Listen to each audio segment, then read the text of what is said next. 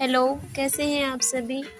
ये हमारा paper name है development process and social movement in contemporary India.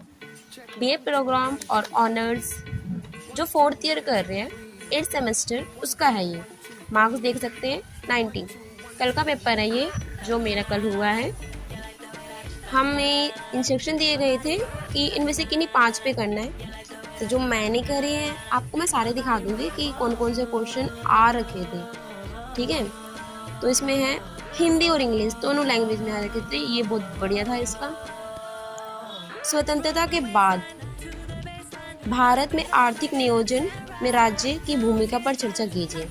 समय के साथ इसमें क्या परिवर्तन आया कि मतलब जो स्वतंत्रता हुई थी उसके बाद क्या मतलब नियोजन जो थी हमारी आयोजन था जो क्या था वो कैसे मतलब प्रोसेस में किया गया, कैसे विकास किया गया, इसमें ये बताना था और क्या क्या परिवर्तन आए। ठीक है। सेकंड क्वेश्चन था उदारीकरण और आर्थिक सुधारों का भारत की विकास प्रक्रिया पर क्या प्रभाव और परीक्षण था।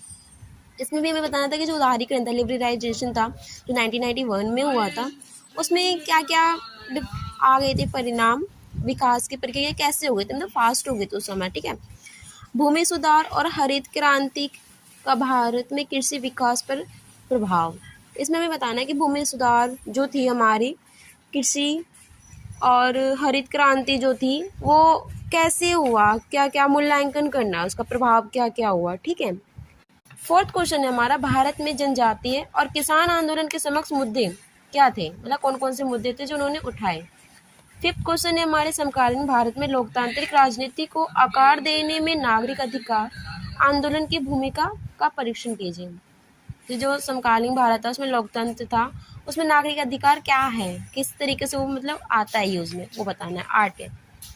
दूसरा है सूचना का अधिकार अधिनियम के प्रमुख विशेषताओं पर चर्चा कीजिए। सिक्स क्वेश्चन है हमारा सूचनाओं के अधिकार पे। ठीक है। और सेवंथ क्वेश्चन है हम समकालीन भारत में प्रवास और विकास के भी संबंध बताइए। जो प्रवास होते हैं चले जाते हैं वहां से क्या है वो। ठीक है। क्वेश्चन है हमारा भारत में दलित और मीडिया आंदोलन महिला आंदोलन की प्रगति और सुझाव, प्रगति और महत्व बताइए। ठीक है। नाइन्थ क्वेश्चन है हमारा भारत में मिश्रित अर्थव्यवस्था की विशेषताओं पर चर्चा कीजिए।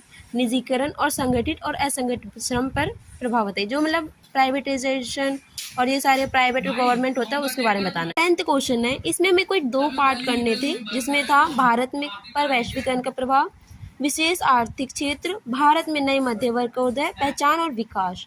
इनमें से कोई हमें 2 क्वेश्चन करने थे, 2 अटेम्प्ट थे।